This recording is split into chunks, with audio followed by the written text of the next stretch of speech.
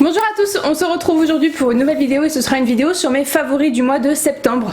C'est la première fois que je vais faire ce genre de vidéo sur ma chaîne et je suis assez emballée par le concept. Les vidéos favoris chez les autres youtubeuses, ce sont des vidéos que j'adore et voilà, j'en regarde énormément et j'adore avoir leur point de vue, j'adore savoir ce qui les fait un petit peu triper ces mois-ci et donc voilà, je me suis dit que pourquoi pas moi et j'avais envie moi aussi de vous partager mes favoris et ce qui me donne du baume au cœur en ce moment. En tout cas, ce qui m'a donné du baume au cœur en septembre et qui de toute façon continuera à le faire les mois prochains. Non mais le mec, t'es pépouze là. L'autre il s'est installé d'une façon, ça n'arrive jamais. Voilà, je vous ai pris la photo et je vous la mets tout de suite ici dans l'écran, c'est trop mignon. Il est beau ce lapin. C'est pas du tout le sujet de la vidéo, quoique c'est quand même un favori de ma vie ce mec là. Il y a des favoris beauté, il y a des favoris lifestyle, donc c'est-à-dire série, c'est-à-dire plantes, c'est-à-dire musique. Et on va commencer tout de suite puisque j'en ai une liste assez conséquente. Donc en termes de lifestyle, ce qui a rythmé mon mois de septembre, c'est bien entendu la reprise du sport. Voilà, j'avais pas fait de sport juillet et août, enfin mi-juillet et tout août puisque ma salle de sport était fermée. Et franchement ça m'a gravement manqué. Alors j'ai fait pas mal de délire rando, pas mal de délire trek pendant les vacances avec les potes, donc du coup je me suis quand même plus ou moins entretenue pendant ces 2 mois là, mais c'est vrai que la reprise est très compliquée d'un point de vue capacité, parce que je sens vraiment que j'ai perdu ce que j'avais emmagasiné comme capacité avant les vacances. Donc voilà, je suis quelque peu frustrée parce que je suis pas au top de ce que j'ai pu être par exemple au mois de juin, mais j'ai bon espoir que ça revienne très vite. De toute façon c'est sûr et certain que ça va revenir et bah voilà, c'est juste du pur bonheur. J'adore aller au sport, j'y vais absolument pas reculons, donc c'est vraiment bon signe que je suis dans la bonne démarche et que ça va progresser de plus en plus et ça j'adore. Et en plus du sport, j'ai une amie qui est prof de danse et c'est une prof de danse juste génialissime. On a été voir avec des potes son spectacle de fin d'année et mon dieu la beauté du truc. J'ai juste eu une envie pendant que je voyais son spectacle, c'est d'être sur scène avec elle et de pouvoir danser. J'ai fait pas mal de danse étant jeune, j'ai fait 7 ans de classique et 5 ans de modern jazz, donc voilà, j'ai un petit bagage derrière moi en termes de danse et donc du coup j'ai les bases on va dire, en tout cas j'ai le rythme et ça c'est grandement utile quand on danse. Ça me manquait, j'avais envie de reprendre, j'avais à cœur de reprendre. Je me suis lancée cette année, j'ai été faire 2 cours d'essai avec elle et c'est que du bonheur et franchement le niveau il est là-haut, son niveau elle il est juste extraordinaire et du coup c'est une très belle danseuse et super performante. Très contente de participer à son cours, on se vide la tête pendant 1h30, on pense à rien, on fait des choses super belles, il y a un esprit de groupe, il y a une cohésion de groupe, c'est génial et je m'épanouis là-dedans. Donc voilà, j'ai redécouvert la danse depuis début septembre et donc c'est vraiment un de mes gros favoris en ce moment et je prends plaisir tous les lundis soirs du coup à aller à mon cours de danse et je ne manquerai ça pour rien au monde. Pour rester dans la catégorie sport, il y a l'équitation, les randos à cheval qui sont venus prendre une grande partie là dans mon quotidien ces derniers temps. Alors en fait j'ai une collègue avec qui je m'entends très bien de base, je savais qu'elle avait des chevaux mais voilà, je voulais pas non plus lui demander, lui proposer est-ce que je pourrais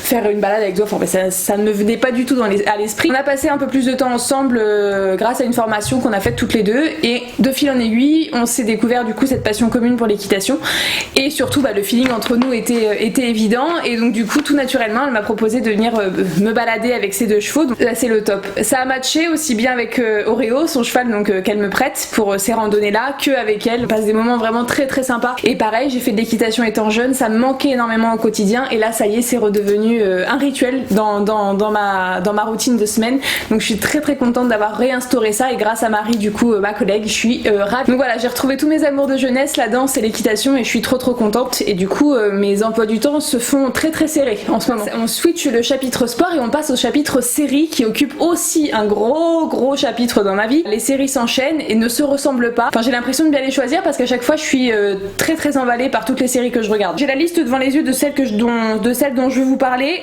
C'est pas très gai. Je me rends compte qu'en fait tout tourne autour d'histoires glauques, d'histoires noires et c'est pas du tout joyeux. Voilà. Donc si vous êtes dans un mood un peu descendre vers le bas niveau moral, ne regardez pas ces séries là. Voilà. tout simplement. Alors la première série dont je veux vous parler, c'est la série Criminal, donc je vous mets l'affiche de la série juste ici.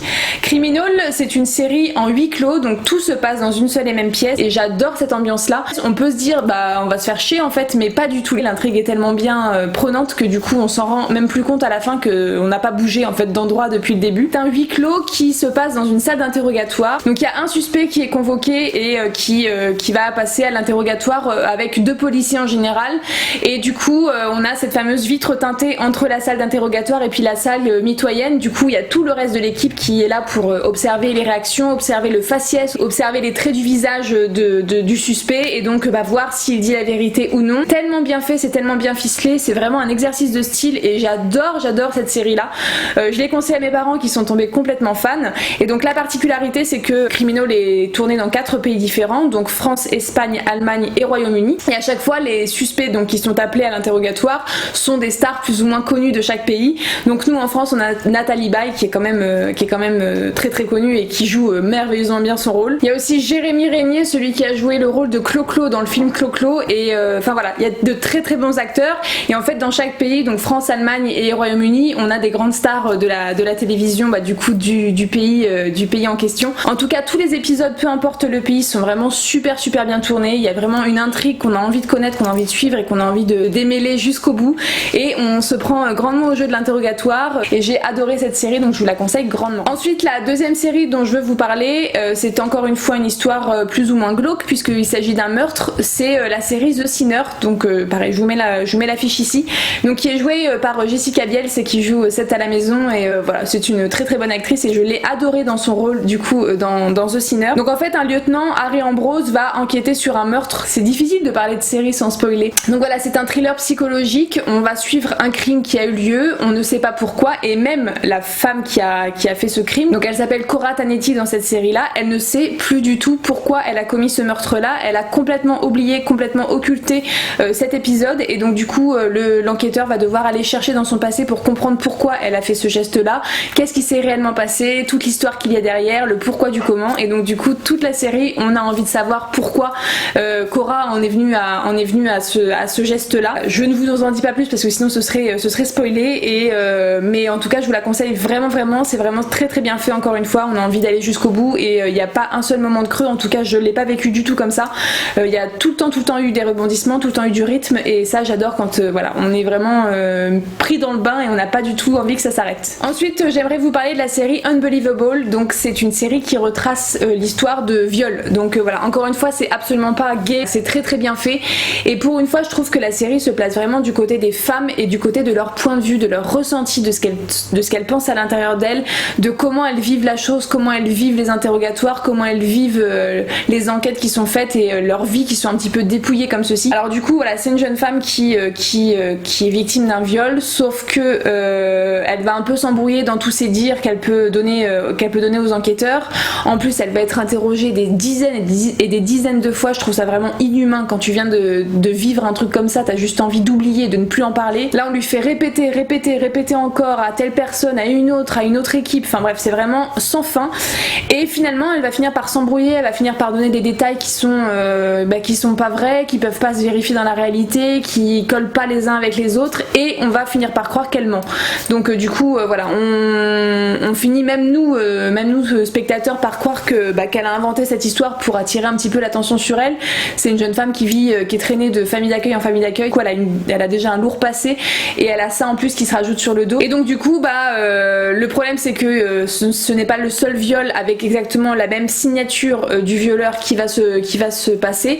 Il y en a plein d'autres dans différentes villes alentours qui vont arriver. On se dit qu'il y a un lien entre tous ces viols là, toute la série va mener là-dessus, trouver qui est ce violeur, partager le point de vue des femmes qui ont vécu cette atrocité là. Alors voilà, c'est pas une épreuve facile, c'est pas une série qui est forcément facile à regarder, c'est vraiment assez choquant et assez poignant, c'est très intelligemment tourné, donc voilà, je vous la conseille si vous avez le cœur plus ou moins accroché, et si vous n'êtes pas si sensible que ça. Il faut du cran pour pouvoir aller jusqu'au bout, et puis pour regarder certaines scènes qui sont quand même assez poignantes et assez choquantes. Et la dernière dont je veux vous parler, et encore une fois qui n'est pas du tout réjouissante, c'est la série Dans leur regard. Et donc cette série est tirée d'une histoire vraie. Elle raconte l'histoire de 5 adolescents qui dans les années 80 se sont fait accuser d'une agression qui a eu lieu dans Central Park sur une jeune joggeuse, et donc du coup ils sont là au mauvais moment. Bien sûr tout va les accuser. On va suivre les reconstitutions de leur interrogatoire, des interrogatoires qui, mon Dieu, sont juste révoltants. Et le pire, c'est que ça s'est vraiment passé comme ça. Ces 5 adolescents vont clamer leur innocence, vont n'avoir de cesse que de clamer leur innocence tout le long de leur peine. Donc ils vont prendre de 5 à 15 ans de prison, je crois. On va suivre ces histoires-là, on va suivre leur arrestation, on va suivre leur incarcération et on va suivre leurs interrogatoires qui, comme je vous le disais, sont juste insoutenables. Et voilà, c'est révoltant, c'est prenant, c'est plein de choses à la fois, c'est plein de sentiments qui bouleversent et c'est vraiment une très bonne série. C'est un peu sous format documentaire, on a envie de savoir, pareil, jusqu'à la fin, qu'est-ce qui se passe et qu'est-ce qu'il en advient de ces jeunes garçons. Les acteurs sont juste géniaux, on s'attache à tous et on a tous envie qu'ils soient laissés tranquilles à un moment donné. Bien sûr, c'est pas aussi facile que ça, c'est vraiment révoltant, mais malheureusement ça a existé et je trouve ça intéressant qu'une série puisse relater ça et puis qu'on puisse être au courant. Encore une fois, faut avoir le cœur attaché, faut vraiment faire preuve de détachement pour éviter de trop s'attacher à ces personnages et du coup d'être un petit peu envahi par les émotions et de ne plus suivre du coup l'intrigue et d'être un peu omnibulé par la colère. Je vais arrêter de parler de cette série là, en tout cas vous avez compris qu'elle me tient à cœur et que du coup elle m'a beaucoup émue et qu'elle a vraiment fait rejaillir pas mal de choses en moi et je vous la conseille grandement si vous y sentez prêt. On la regarde pas très facilement. Ensuite on va parler un petit peu musique. Il y a 2 albums qui ont rythmé mon mois de septembre, je les écoute en boucle dans la bagnole, il y a que ça qui passe et voilà, je suis complètement fan de ces 2 albums là et donc de ces 2 artistes, enfin de cet artiste et de ce groupe puisqu'il y a un groupe dans l'histoire. Donc l'artiste en question dont je vous parle c'est Tones and I, je sais pas si vous connaissez cette chanteuse, donc c'est une chanteuse australienne. Elle s'appelle Toni Watson et elle vient tout juste de débarquer dans le monde de la musique puisqu'il y a encore un an elle était caissière, elle s'est faite licencier je crois de son travail, elle a décidé d'acheter une loop station et donc du coup de pouvoir faire ses propres beats à la maison et elle a balancé ça et elle est montée en flèche en un rien de temps. Elle a une voix un petit peu enfantine, très caractéristique et très personnelle et j'adore sa voix, enfin bref c'est juste une dame qui donne envie de danser, une dame qui donne envie de s'ambiancer. Ses musiques me mettent du baume au cœur le matin quand je pars en bagnole au boulot, tout de suite j'ai la patate et c'est franchement que du bonheur. Donc on peut classifier sa musique d'alternative, voilà, on sait pas trop où la mettre. Son premier album The Kids Are Coming est dans ma voiture constamment et toutes les chansons, il n'y en a pas une qui ressort du lot, toutes ressortent du lot et toutes me donnent envie de chanter, envie de danser. C'est vraiment une artiste que j'adore et j'ai hâte qu'elle crée encore et encore pour n'avoir de cesse que de l'écouter et avoir des playlists de Tones and I longues comme mon bras pour pouvoir écouter des heures et des heures. Et donc ensuite le groupe dont je voulais vous parler, c'est un super groupe. Alors un super groupe c'est quoi? C'est un groupe composé d'artistes qui sont déjà connus et déjà de grandes stars avant de former ce groupe en question. C'est le groupe LSD ou LSD. LSD c'est pour les initiales de la Brands, Sia et Diplo dans l'ordre et donc voilà, c'est un groupe composé de ces 3 géants de la musique et forcément le résultat ne pouvait être que fabuleux et ça l'est. Les rythmes sont un petit peu psychédéliques, de toute façon le nom LSD était plutôt bien trouvé puisque voilà ça part complètement dans tous les sens, on est embarqué dans des univers incroyables à chaque chanson, c'est dynamique et toutes les chansons ne se ressemblent pas mais elles ont toutes ce truc qui fait que voilà, il y a juste le truc qui fait que t'as envie de l'écouter 15 fois de suite et de ne pas t'en lasser et de toute façon je m'en suis pas lassée, tout le mois de septembre je vous dis c'était en boucle, ça et Tones and I c'était en repeat et du coup je me suis pas lassée une seule fois de ces chansons là et tout l'album pareil y est passé et tout l'album est excellent, même la chanson d'intro qui part dans tous les sens je la trouve juste fabuleuse et j'adore l'écouter, j'adore la chanter et voilà, je vous conseille grandement ces 2 artistes là, Tones and I et LSD et j'adore ce qu'ils font. Ensuite on va parler un petit peu plantes, sinon ça ne serait pas vraiment la chaîne Hello Darling puisque Hello Darling maintenant adore les plantes et putain ça se voit dans son appart, elle en a partout. Forcément il y a tout le temps une plante chaque mois qui va revenir et qui va être un peu notre chouchoute parce qu'elle pousse super bien, parce qu'elle se sent super bien chez nous, parce qu'elle fait des trucs un petit peu spéciaux comme faire des fleurs ou quoi que ce soit et donc j'avais envie de vous présenter dans mes favoris la plante qui a rythmé mon mois et qui m'a donné du baume au cœur. Ce mois-ci la plante qui m'enjaille c'est Matradescantia, donc voilà ma misère pourpre, elle est trop belle donc je vais vous la montrer d'un peu plus près. Donc voilà ma misère, elle est vraiment sublime. Alors tenez-vous bien, je l'ai eu à Lidl pour 4,99 je crois alors que je l'ai vu parfois avoisinant les les 17 euros, 17-18 euros, alors que là j'ai payé 5 balles. Et en tout cas elle se porte à merveille. Elle était toute petite, c'était une toute petite boule, et là du coup elle est en train de dégouliner. Je l'ai mis dans un pot en métal noir mat qui est vraiment sublime et qui lui va, je trouve, très très bien. Et donc voilà, elle est posée sur mon meuble, pas loin du soleil, pas loin de la clarté, et j'ai à cœur qu'elle dégouline encore plus et qu'elle tombe et qu'elle déborde du pot. C'est la plante qui me fait kiffer, elle a très très bien poussé depuis que je l'ai, et je crois qu'elle se plaît bien chez moi. C'est ma plante coup de cœur du mois et je voulais vous la présenter en vidéo. Ensuite, pour rester dans le lifestyle, je vais vous parler d'une bougie. C'est une de chez Airwick qui se présente comme ceci. Donc voilà, avec un petit bouchon en liège qui est assez esthétique. Alors Roger est passé par là parce qu'il m'a bouffé tout le contour du liège. Enfin voilà, de toute façon qu'est-ce qu'il ne bouffe pas lui, on ne sait pas. Il est où d'ailleurs ? Je déteste ne pas l'entendre et ne pas le voir. Je me dis forcément qu'il y a une couille derrière. Ah non, il est là-bas. Donc voilà, une petite bougie de chez Airwick. Alors ça paye pas de mine, je l'ai payé 3,99 et moi celle-ci je les trouve chez Stocomanie et c'est déjà la deuxième que je rachète dans cette même senteur. Donc c'est la senteur vanille et amande douce et mon dieu que ça sent bon. C'est vraiment super gourmand, super sucré. Ça se diffuse super bien et pour 3,99 bah on a une bougie de qualité qui sent très très bon et qui en plus coûte 3 fois rien. Et ensuite on va passer à la beauté. J'ai quelques trucs quand même à vous montrer. C'est vraiment les trucs qui ont rythmé mon mois et les trucs que j'ai dégainés tous les jours pour me maquiller. Alors la première chose, c'est ma petite palette Browsings de chez Benefit, et donc c'est cette poudre là que j'utilise tout le temps. De ce côté là vous avez une cire mais que je n'utilise pas parce que ça rajoute une étape et j'ai pas le temps le matin, mais du coup tous les matins j'utilise cette poudre là qui a la couleur parfaite pour mes sourcils. Et en fait j'ai longtemps cherché le produit sourcil qui me correspondait sans sous-ton orange et j'ai eu beaucoup de mal à le trouver.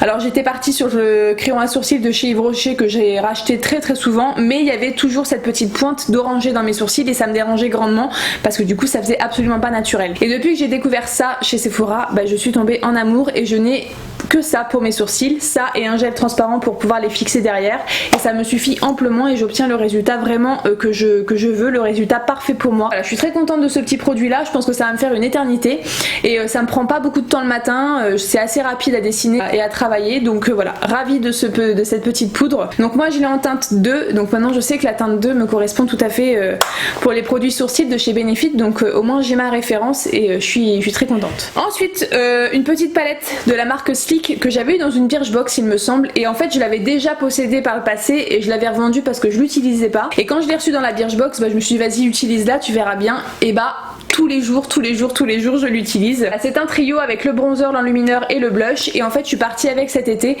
ça m'a accompagné tout l'été et je n'ai utilisé que ça. Aussi bien le bronzer, il a la couleur parfaite et il est super bien pigmenté, pas trop mais pas assez. L'highlighter il a ce petit côté un petit peu champagne que moi j'adore, c'est vraiment ma couleur préférée, et un petit corail qui passe partout et qu'on adore pour égayer un petit peu le teint. Enfin bref, une palette que j'adore, que je dégaine maintenant constamment. Donc là c'est la teinte Light 373, donc elle est déclinée pour les médiums et les darks en termes de teinte de peau, et du coup voilà, je l'adore. Elle est tout le temps sous ma main le matin quand je me maquille, et c'est juste un rendu parfait pour moi. Ensuite on passe à l'highlighter liquide. Alors je me suis découvert une passion pour ces petits objets là. Donc en premier on a celui de chez Modelco qui est comme ceci, c'est la teinte champagne, et donc que on a vu dans une Birchbox également, et je l'adore. Franchement il est vraiment très bien, il est super pigmenté, la tenue est juste incroyable, et pareil il a ce petit rendu champagne que moi j'adore en termes d'highlighter. Donc en haut des pommettes, un tout petit peu sur le nez et sur l'arête de Cupidon. Je suis ravie d'avoir reçu ce petit truc là, et ça va me suivre tout le temps du tube parce que je suis sûre que je vais le finir assez vite. Et pareil on a le Naked Skin l'highlighter fluide en teinte numéro Luminous. Pareil c'est un petit highlighter blanc mais qui va venir un petit peu se dorer au contact de la peau. Je trouve que le liquide apporte une tenue supplémentaire, une tenue beaucoup plus intense et une pigmentation un tout petit peu plus intense, et du coup on a le côté champagne avec celui de Modelco et le côté un petit peu plus blanc nacré du côté d'Urban Decay Naked Skin, et donc du coup j'adore ces deux highlighters liquides.